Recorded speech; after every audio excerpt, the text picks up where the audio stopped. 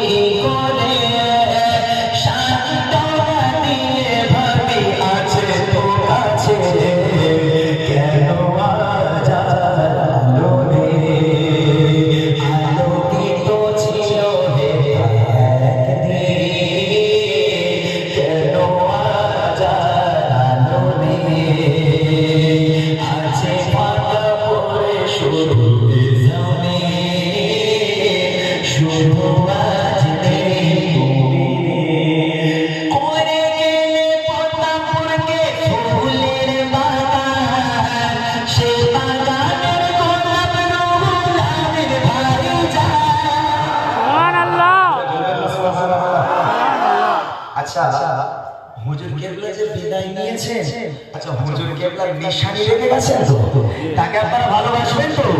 আলহামদুলিল্লাহ একবার তাকবীরের ধ্বনি দিয়ে ভাইজানের ভালোবাসাটাকে প্রমাণ করে। নারায়ে তাকবীর, নারায়ে তাকবীর।